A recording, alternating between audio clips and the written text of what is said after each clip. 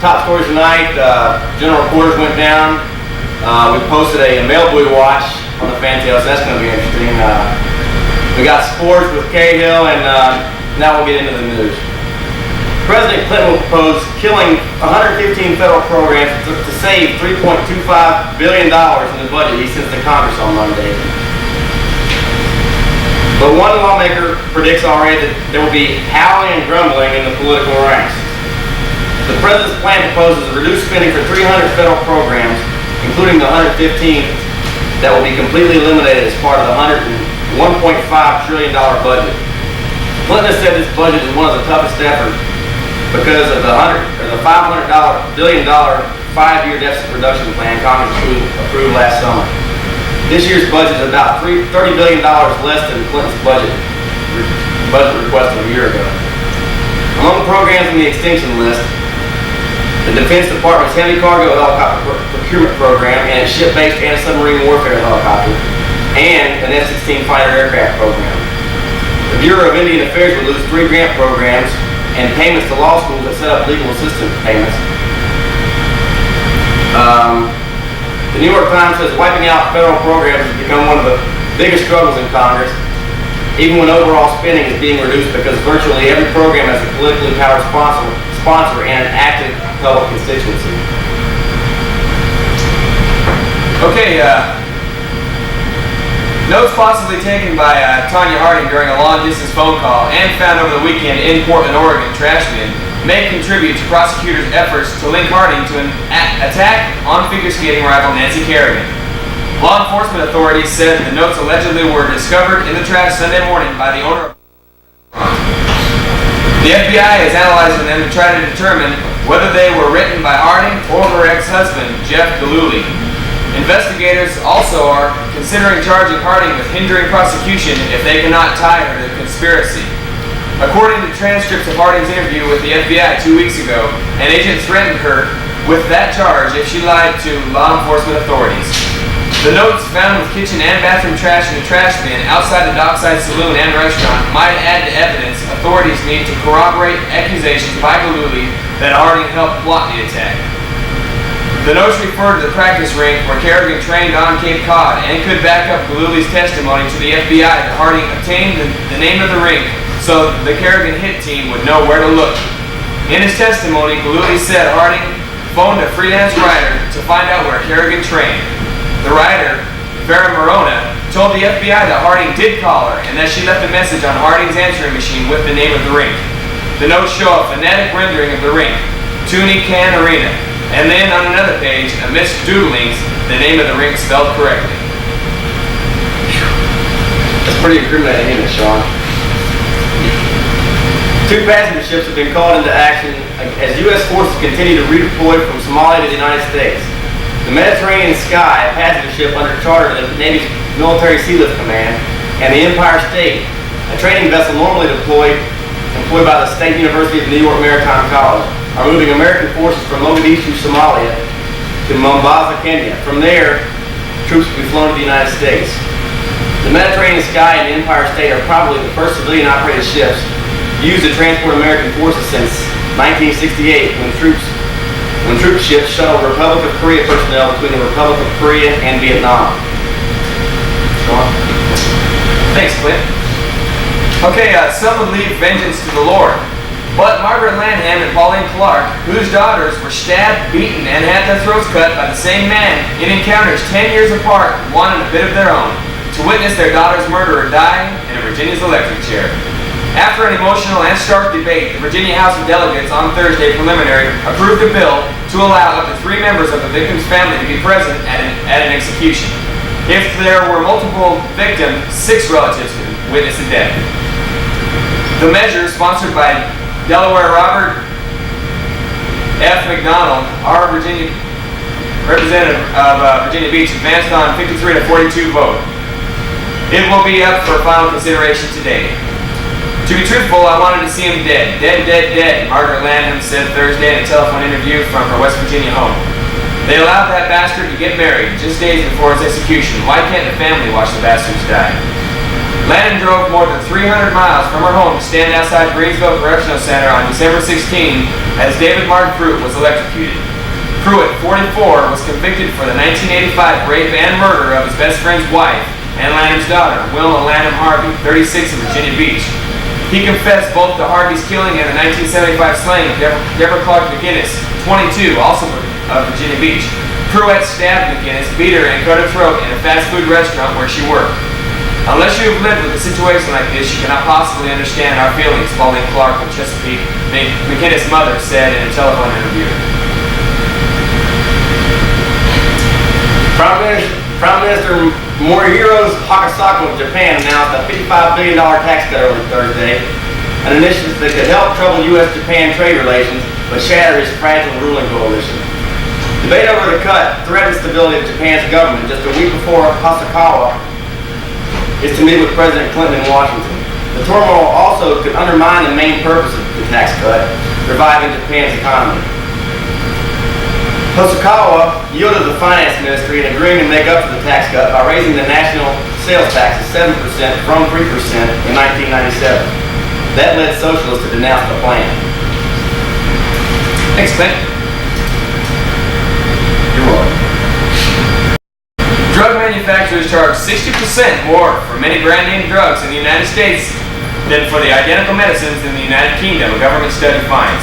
The comparison of wholesale prices found that one contraceptive pill, Nordet, costs 17 times more here than in the United Kingdom. Valium costs 10 times as much, and the hard drug Endural costs nearly 9 times as much.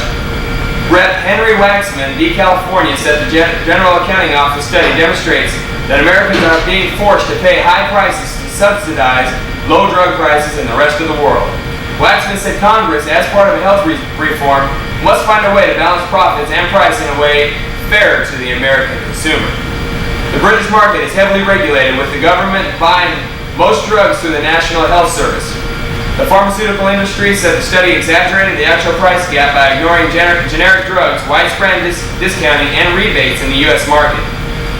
Americans would never settle for the healthcare rationing that Britons live with, said Robert F. Almond, Executive Vice President of the Pharmaceutical Manufacturers Association.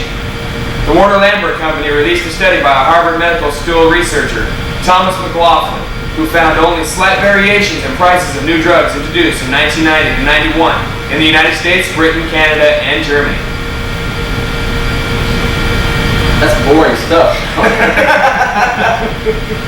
Loretta Bobbitt has begun a court-ordered mental evaluation after her acquittal for cutting off her husband's penis, said one of her lawyers Thursday.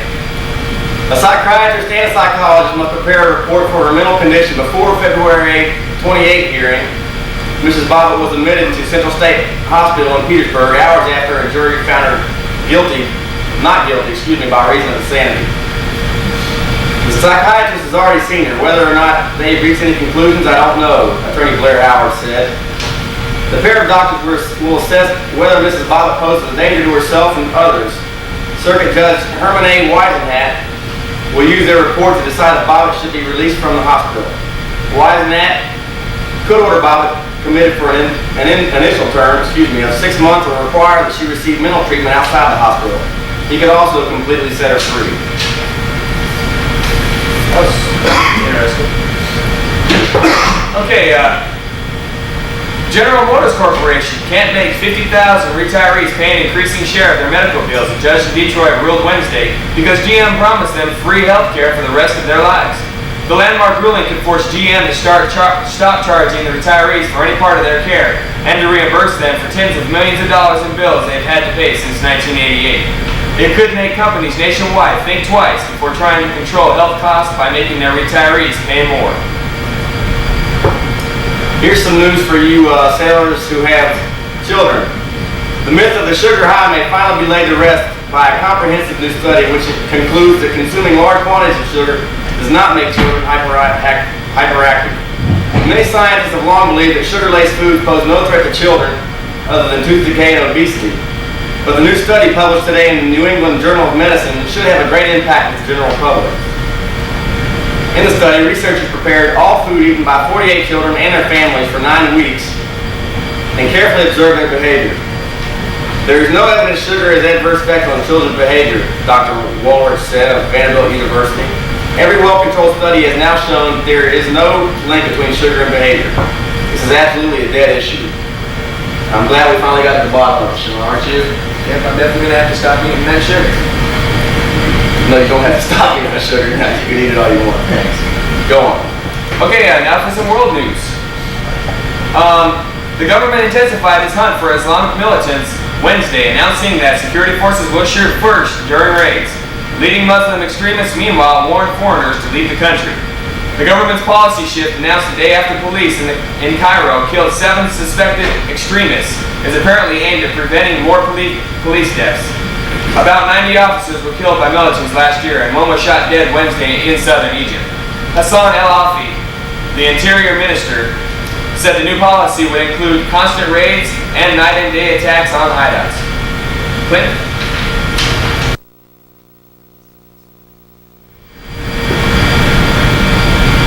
Okay, after that break from the news, it's time for sports with John Cahill. John, what do you got for us today? John, you're on. Oh, hey, how you doing, sports fans?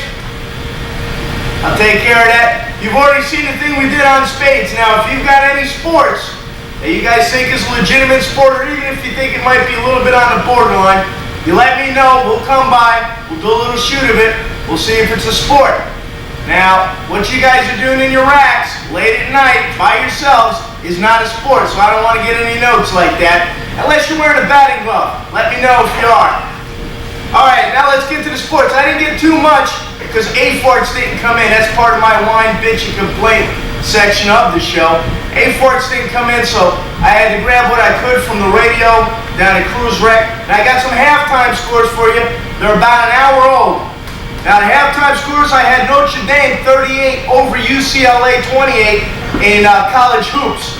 Notre Dame was doing a good job of stomping down on UCLA. Also at halftime, I had Clemson beating Duke 49-41. For some finals that I got Penn State 66, Indiana 76. So you Indiana fans who see Bobby Knight's got his stuff together up there, excuse me, and they're going okay. Another late-breaking final, I got Holy Cross 91, Army 74. Ugh. Marquette 75, West Virginia 50. Well, Clint, you're from West Virginia, aren't you? 75-50? That's right, we got 75-50. What's up with those West Virginians over there? They must be playing the second string, John. That's the only thing I can think of. Alright, I got a little bit of hockey too. Not much, but I got a little. It was like the second period. I had the Philadelphia Flyers down to the Boston Bruins. The Bruins had 2 goals to the Flyers none. Also, Quebec and the Islanders were tied at 1-1 last I heard. As far as this Tanya Harding thing, it looks like, from what I hear from the sporting news, that they're going to, the International Skating Commission, the Skating Commission is going to review this case and actually have press charges, but she's got 30 days to comply to these charges. She doesn't even actually have to show up. So she's going to be in the Olympics no matter what. I've got a late-breaking news story here. It's not sports, but it's quite serious. We've had a shelling of a crowded civilian marketplace in Sarajevo. Now in this, 60 have been killed. At least 60 have been confirmed killed and 200 injured. Now nobody's taken, the Serbians have denounced any action in that area, and Bosnia, of course, is pointing fingers at Serbia, and the UN's pretty confident that they'll be able to find out who it is, I guess, from the mortar and stuff like that. Well, that's about it for sports tonight. Get with me if you got a sport that you want us to come look at. If you got, I know there's a dominoes game around here somewhere. I'm going to find one of these nights because I hear it's pretty wicked. So you guys let me know. Get a hold of one of the guys here on the sports team and get with us. Any Buffalo Bill jokes? I heard a good one today. Somebody came up, offered me $1. He goes, hey, what's the difference between $1 and a Buffalo Bill? I get four good quarters out of $1 bill, but supposedly you can't get them out of the Buffalo Bill. That's good comedy, John. All right, back to you, Clint. Thanks, John. That was That was enlightening. Special, wasn't it? Thanks, John. Okay, now for the final story of the evening. Hats off and congratulations are in order for the Count Wardroom's newest Bull of the Woods, Ensign Steve Pond. After enjoying a comfortable lead for several weeks in the first ever run of the Would-Be Bulls competition, Ensign Pond was noted as saying to an anonymous fellow officer, I'm tired of waiting. No one can touch me. I'm the Bull of the Woods. No one can take this from me. No one. Mr. Pond was most recently seen leading his fellow ensigns in a salute to the Count statue at Cape Henry Lighthouse as we passed by yesterday morning. Ensign Pond capped off the traditional ceremony by triumphantly holding the coveted horn skull of the original Bull of the Woods high over his head and proclaiming, That's the way it's going to be. Now, as long as I'm the Bull of the Woods. It has been reported Mr. Pond has been seen roaming the Peeways sporting the bull bars on his collar. They look good on you, sir, but if you really want to prove yourself, how about getting the rest of the bullpen to clean up its act and bring the J.O. Jungle up to the Count's normal standards of excellence? Mr. Pond could not be reached for any comment. Now we got the special interview with Airman McNair on the fantail. We're going to go to Sean Erikson.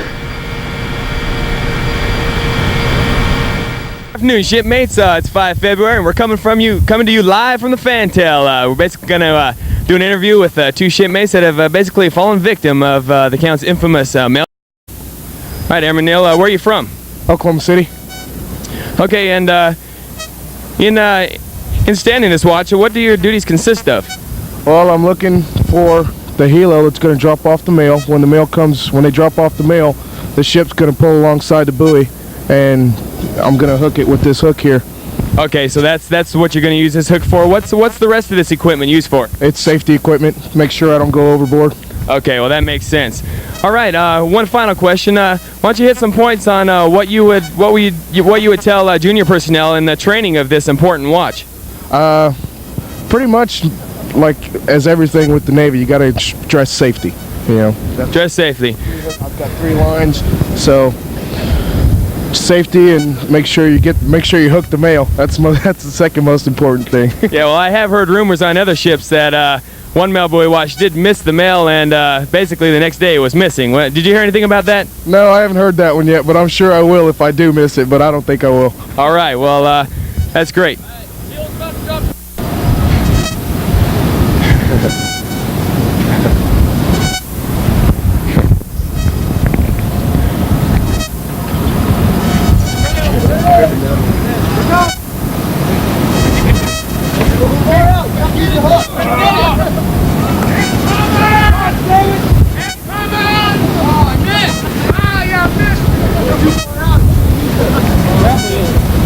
Tell them they need to turn around. Hey, let's turn around. You're supposed to go to the bridge now. You tell the captain that you missed the mail. You gotta tell him. Unplug him. He's going up to see the captain. Hurry up. You missed something. Hurry up before we get too far away. Hurry up. Should we do? The captain there, folks. It's the mail buoy. We're gonna find out if he has any last words here. You got any last words for missing the mail buoy? I was too far out. I couldn't get to it. I heard the Master Chief comment, and you're gonna have to tell the captain. Huh? Talk to the captain now. All right. Well, I guess we're just gonna have to turn around the ship. All right. Well, No, keep them gloves on. You have to keep those gloves on. If you don't, you'll be in trouble. Okay? Now you just march it up there. Boats. We don't want to embarrass. okay, you gonna film? Okay, we're coming up here. We're gonna go head under the bridge. We're following the mail buoy watch, and he's about to go tell the captain that he missed the mail.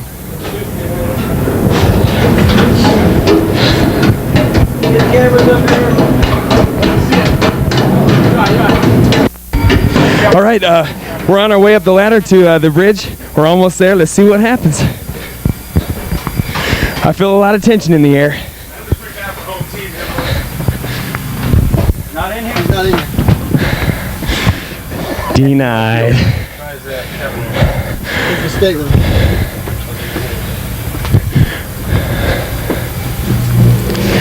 Well, I feel a lot of tension in the air. How you feeling about right now? He's in his cake. I missed it. He missed it. No big deal. All right, well, this is anchor person Sean Erikson. Basically, you know what happened, and you'll find out from everybody else. Take care.